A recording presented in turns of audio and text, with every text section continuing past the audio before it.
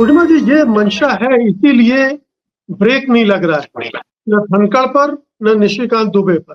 क्योंकि जितना कुछ वो पहली बार में बोल गए थे वही कम नहीं था। उसके बाद तो रुक ही जाना चाहिए था मामला। सरकार को चिंता करनी चाहिए थी, पार्टियों को चिंता करनी चाहिए थी। कहीं कोई चिंता नहीं। इसका मतलब है ये कि सुनियोजित ढंग से हमले किए और करवाए जा रहे हैं एजेंडे के नहीं, तहत। जी। नहीं मुकेश जी, ये कोई पहली बार ऐसा सुनियोजित तरह से हमला होता हुआ नहीं हमने देखा है। इसके पहले भी हमले हुए हैं और इसके पहले आपको याद होगा पिछले कई बार किरण रिजिजू के कुछ बयान ऐसे आए थे जो कि बहुत ही ऑब्जेक्शनेबल थे, लेकिन ना उस पे सरकार में किसी ने, ना पार्टी में किसी ने कोई कमेंट किया, ना उसको कोई ऑब्जेक्शनेबल बताया गया। और अभी तो धनखड़ जी ने जो कह दिया है, वो न्यूक्लियर आर्टिकल 142 को न्यूक्लियर मिसाइल की संज्ञा दे रहे हैं। मतलब न्यूक्लियर मिसाइल की संज्ञा एक सुप्रीम कोर्ट के मतलब डिसीजन जो आर्टिकल के अंदर ले सकता है उसको दे देना, ये तो किसी भी तरह से मंजूर किसी को नहीं होना चाहिए था। इसपे सरकार की तरफ से जरूर कोई इस पे आना चाहिए था, सफाई या बयान या जो भी कह लीजिए, लेकिन हमने तो कुछ नहीं देखा। इसी आर्टिकल के तहत राम मंदिर का भी फैसला जी, किया गया था। बिल्कुल। जी। हाँ, मैं उसी पे आ रही हूँ। उसी आर्टिकल के तहत राम मंदिर का फैसला, उनका जो भी पिटीशन था, उससे बहुत beyond the reach of that petition जाके फैसला सुनाया गया। तो उस वक़्त तो ये कोई न्यूक्लियर मिसाइल की तरह नहीं इन लोगों ने कहा कि है। तो आज की डेट में जब सुप्रीम कोर्ट के फैसले कई ऐसे मामले हैं, जहाँ की इनको चुभ रहे हैं, तो इस तरह के तीखे बयान आना, ये कोई अ, अपने आप में अचानक हुई बात नहीं है। और फिर निशिकांत दुबे का ये कह देना कि सुप्रीम कोर्ट सिर्फ धार्मिक युद्ध भड़काने की साजिश रच रहा है, ये तो मतलब आज की डेट में भी निशिकांत दुबे एमपी बने हुए हैं, पार्टी में बने हुए हैं, ये बीजेपी के लिए शर्म की बात होनी चाहिए थी। इमीडिएटली उनको शो कॉज नोटिस देना चाहिए था, इमीडिएटली उनको पार्टी से सस्पेंड करना चाहिए था। कोई अरे-गहरे नेता नहीं है निशिकांत दुबे, वो 3-4 बार से उनके एमपी रह चुके हैं और बहुत मुखर एमपी हैं, बहुत सारे डिबेट्स उन्होंने इनिशिएट किए हैं, बिल्कुल प्राइम मिनिस्टर के ठीक पीछे बैठते हैं और काफ़ी मतलब हाई प्रोफाइल एमपी माने जाते हैं बीजेपी के।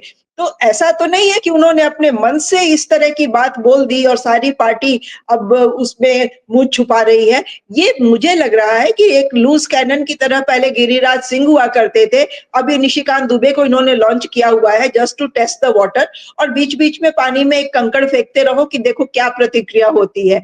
मुझे यही लगता है कि ये सुप्रीम कोर्ट के जो अभी लेटेस्ट है उससे ये बहुत बौखलाए हुए हैं कि किसी भी बिल पे गवर्नर या प्रेसिडेंट 3 महीने के अंदर अपना सुना दें और उसमें ही इनको बहुत ज़्यादा मिर्ची लगी है क्योंकि बंगाल का मामला अभी बिल्कुल ताज़ा-ताज़ा है। नहीं, मैं ये तो कह रहा हूँ कि आपने कहा पूर्णिमा जी कि पहले भी रिजिजू बयान देते रहे, लेकिन बयान देते हैं उसके बाद फिर शांति हो जाती है। यहाँ शांति नहीं हो रही है। यहाँ पर लगातार अभियान के तौर पे चल रहा है। न धनखड़ चुप बैठ रहे हैं, न निशिकांत दुबे चुप बैठ रहे हैं। तो इसका नहीं, मतलब है कि इस बार कोई ब्रेक लगाने के लिए तैयार नहीं है।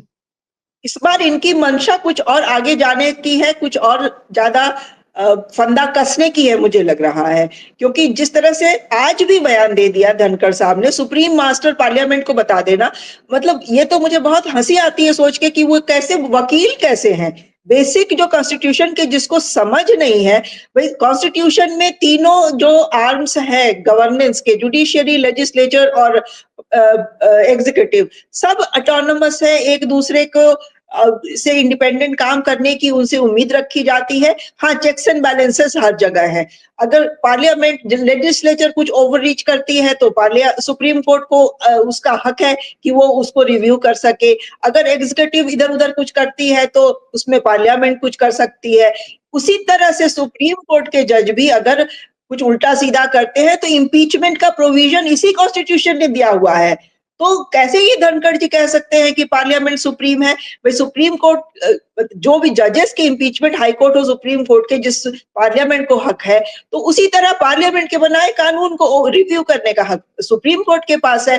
तो तीनों इंस्टीट्यूशन फिरदौस सर ने जैसे समझाया कि independent of each other, autonomy के साथ काम करने चाहिए, विद चेक्स एंड बैलेंसेस, एक दूसरे की सीमाओं को रेस्पेक्ट करते हुए और उसकी इज्जत करते हुए उनको अपने दायरे में रह के काम करना चाहिए।